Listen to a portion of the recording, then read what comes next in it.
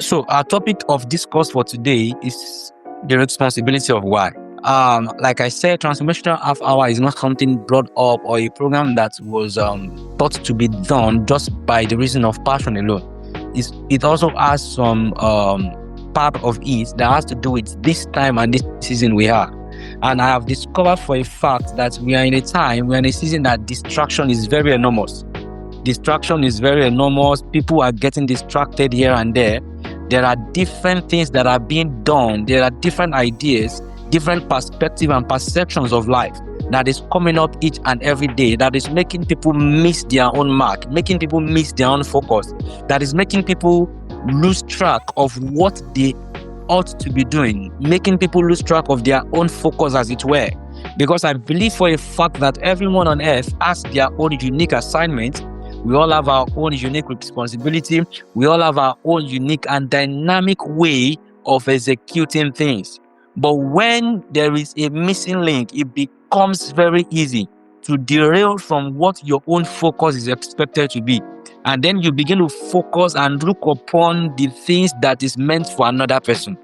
And that is why we are beginning with this topic, because the hallmark, or let me say the foundation now of every transformation a man can experience in life is first of all knowing the reason and the essence of that transformation. For everyone on this call tonight, or everyone that will be listening to this audio, you're looking for transformation in your business, in your career, in your family, in your relationship, in your ministry, whichever, in your finance, whichever aspect of your life or sphere that you are looking for transformation in, this is the foundation of the transformation. And like I said, transformation most times does not begin from the big things. It doesn't begin from the overhauling thing that we get to change about ourselves, but it begins from the little effort and the little things we can put back into alignment and perspective. All right, so our topic of discourse for the next few minutes is the responsibility of why. The responsibility of why. And tonight, permit me, I'll be making use of references to the greatest book of history of our time, which is the Bible, and then making use of some terms also from this amazing historian book.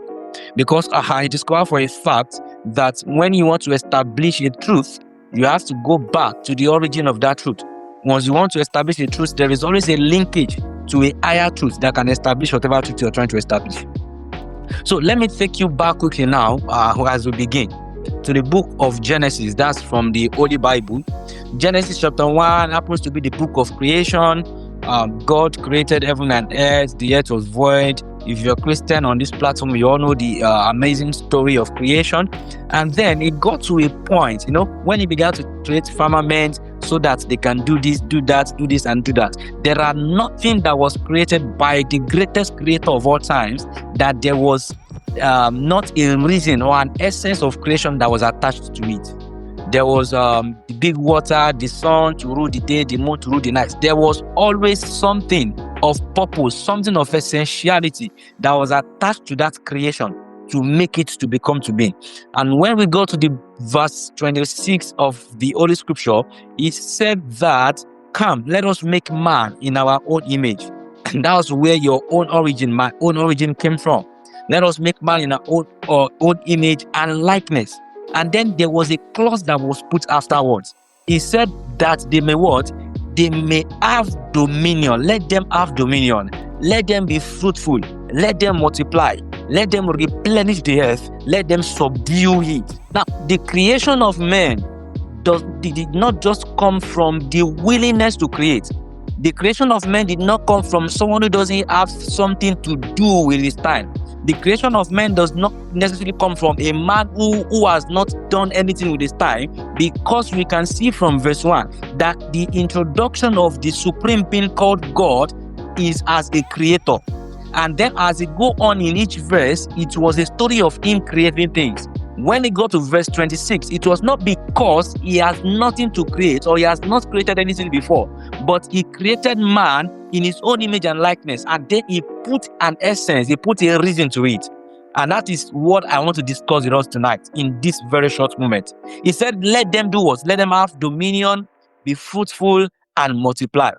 So going forward in Genesis, that's from the Holy Scripture, we discovered that at some point, the people he created, the air, They did not do according to what he wanted them to do. We discovered that they begin to do that indirect to the things that were laid for them, and they were wiped.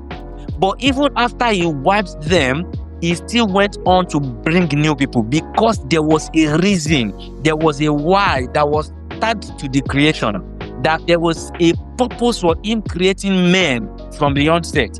That's why even when men erred, he did not trap them totally. He went on to bring about new breed, because there was a reason and there was an essence. So my first point to you tonight is in the responsibility of why. It is very essential for you, before you start building anything, or even if you have started building something, it is not too late for you to sit down, to look inwardly, and then give a wide definition to whatever you're creating. Maybe you're starting a business, maybe you're here tonight, you're starting a ministry, you're starting a career, you want to get married. There is a need for you to tag what I call the question of why to whatever you are doing, to whatever you're building, so that it will become a foundation upon whatever you're building is being laid on. If there was never a why that was tagged to the reason why God created men, then scrapping them would have just been easier. He won't go ahead to stress himself again. He will just forget about them. But there was a why that was attached to the creation. And that was the fact that he needed some set of folks to be fruitful, to have dominion, to multiply, and to subdue the earth. He has created animals before then, but he knew these ones are not meant to dominate. There is a higher being, there is a higher creation that can dominate. So even when the creation erred, he went about to bring up new breed. And this is going to be my saying to you again also tonight, that when your why of doing anything at all is defined, then resilience becomes your natural disposition. Most times we start a business without why. Most times we start a relationship without the definition of why. Most times we start a movement. We want financial breakthrough. We want our finances to grow to the next level without attaching or getting ourselves to come to the realization of why am I pursuing this dream? Why am I starting this business? And that's why you discover that when you begin the business, your tenacity rate becomes to get lower day in, day out by the challenges you face. Because problems will come, situations will come, issues of life, bills will compound themselves such that whatever dream you're trying to pursue, whatever vision you're pursuing, even if it is a relationship, a business, whatsoever, if your why is not rightly defined from the onset, there is every tendency that you get tired along the way. And that's why it wasn't strange to us. I'll still refer back to the Holy Scripture, John 3:16, a very popular scripture. He said, "For God so loved the world that he gave his only begotten Son, that whosoever believe in him should not perish." So he didn't just give his only Son because he had several sons. It was even recorded that it was his only Son. So it was not like he just sat down and thought of, let me just give my Son for giving sake. There was a why that was attached to it. There was a why that was attached to it. So for every human that is created also, to yourself and to myself, more of the thing we are doing tonight, more of the thing we are going to be doing for this whole month is the calibration of mind, renewal of mind. You know, he said we should bring these things to our own memory each and every time. And I'm saying this across all spheres. If you're in business, if you have a vision, if you have a dream, whatever it is that you are running, there needs to be a reason, there needs to be a why attached to whatever you're doing. And that responsibility is for you to do. Nobody will define your why for you. Nobody will tell you the reason why you're doing what you're doing. No, because nobody heard the things you heard. Nobody saw the things you saw. Nobody caught the things you caught. So there is a reason, there is a need now when you begin to walk in the direction of whatever you want to pursue, to have a defined why. Why am I starting this business? Why am I running after making money? Why am I seeking fame? Why am I seeking to be known? Once the purpose of a thing is not known, that great leader said, abuse is inevitable. Your why is not even meant to make life easier. What your why does is that it makes life meaningful. It makes life meaningful.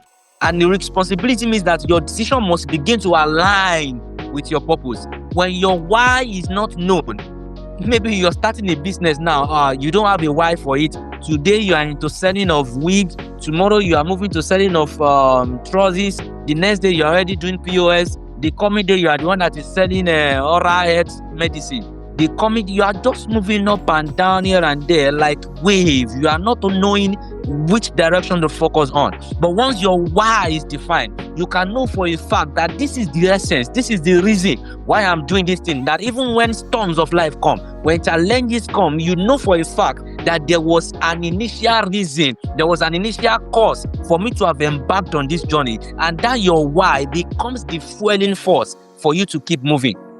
That regardless, I know there is the scripture also say that for the joy that was set before him, he endured the cross. That was talking about the greatest prophet, Jesus Christ. He endured the cross because of what? The joy that was set before him. So endurance of the cross was not just because he has enough endurance to dispense or to push out. Endurance was precipitated upon the fact that there was a joy that was set before him. So if you're in business, if you're anything at all, the responsibility of understanding your why matters most.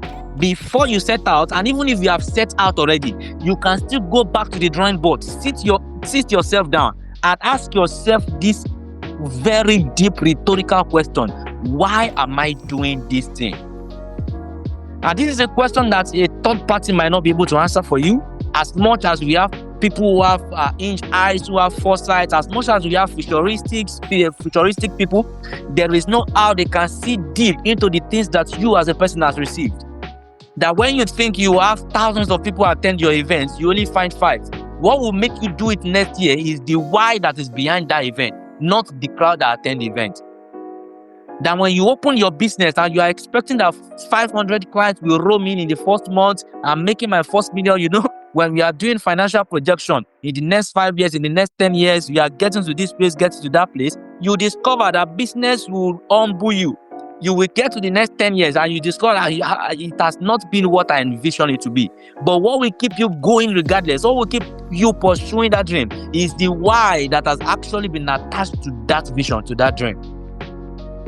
I was reading the documentary of Elon Musk, and he was being asked, why are you doing the things you do? He said, there is nothing much to the reason to me doing the things I'm doing. I just want to be different. So even when he was being castigated by the person that was mentoring him, by the person that brought him up, his why remained constant. And today we can see the massive thing he's doing. When you are faced with opposition, when you are faced with people's validation not coming forth in the way you want it, what keeps you going is the definition of your why. And that responsibility lies on you as a person. Knowing your why becomes a compass to whatever you are doing as a person. For me now, I run a brand, that's danwilliamsglobal. We are sitting on 4 pillars: business, leadership, social impact, personal growth. If there's anything outside those 4 pillars, you can't find me doing it. If there's anything outside that 4 pillars, you can't find my brand expressing it. Reason is because we have defined our why. Why are we doing business? Because it is part of our pillars. And we are doing it so that we can inspire possibility in the hearts of people who also want to do business. Why are we running social impact projects? Because it is tied to our own pillar, which has defined also our why for starting whatever we are starting, inspiring possibility across board. So whatever we are doing, there is a reason to it. That even when we start it up, even when we enter into it, we are not getting the required results. Our resilience is fueled upon the fuel of our why that is being defined.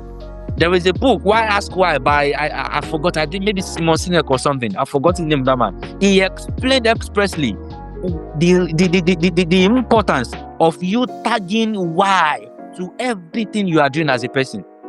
Because you will get tired, you will get burnt out, you will get castigated, you will get spoken against. You will not find the validation that is expected or required. But it is your why that has been defined that will keep you going regardless of the things that is coming your way. It is your why that you have defined that will keep you moving further regardless of the thing that is coming your way. So if you feel you are the next person to be celebrated, that is what will fuel your own passion. That is what will keep you moving regardless of the challenges that are coming your way. If you feel you are the next person that wants to take business across Africa, that's why you keep on doing the business, even when it seems like you are not getting results. If you feel you are here, you are the one that wants to model a very great marriage to the whole world. That is why even when your relationship is not going as planned, you stay in there because there is a why that has been defined. So I'm just here to challenge you tonight, as a form of introduction, that whatever you're doing, there is a need for you to define your why. You're starting a business, there must be a why to it. Why am I doing this thing? Why am I taking this step? I am traveling out of Nigeria. Why am I traveling out of Nigeria? What do I want to go and do? This becomes a platform and a foundation for whatever you are going to be doing afterwards. No matter what you're setting to do not forget that the responsibility of why lies upon you. And until you get your whys right, you may not be able to execute accordingly. So, maybe just few tips on how to define your why. The responsibility lies on us, like I said. It's a 30 minutes of transformation, a few words, not that is new to us, but that can just reorientate, and then that can come to reiterate whatever we are saying or whatever we are doing as a person. Understanding your why and being able to define it requires you sitting down. You've heard about the word meditation before now. Clarity comes from meditation. Sit down, look at the things you are doing. Look at the things that fuel what you are doing. Am I being moved by comparison? Am I being moved because some other person are doing this thing? Am I being moved because I want to pepper some other parties? Am I being moved because there is a discomfort, or there is a problem, or there is a solution I feel I can profile? Once you have defined these things, then they become a platform and become a fuel to whatever you're setting out to do. You are not starting business because you are hungry alone. There is a higher why that must be defined. Is it to change the world? Is it to influence many minds? Is it to influence many souls? You are not entering into a relationship because you want to pepper your friend, because you've seen people wed every Saturday. No, because there is a higher assignment. There is a reason that is beyond just the natural. There's a reason that is beyond just the physicality of things that you see. Because life will come to test, to try, and to shrink whatever you're doing. But what keeps you standing, what keeps you firm, regardless of whatever you're facing, is if you have defined your why from the onset. So my challenge to you tonight is that if you have your why defined, it's very good for you. If you are yet to have it defined, it's a good time for you to go back to the drawing board, sit down, meditate, get clarity, and get your why defined before you set out on that vision, on that dream, on that business, on that relationship that you might want to enter into. Note this: when the purpose of a thing is not known, abuse is inevitable. Your why is your own responsibility. Nobody will define it for you. Nobody will get the picture for you. Nobody will put them together in order and in writing for you. You are the better person that can do that. The responsibility lies on you. And this is me, Daniel Abiodun, challenging you that define your why and set out to take your word.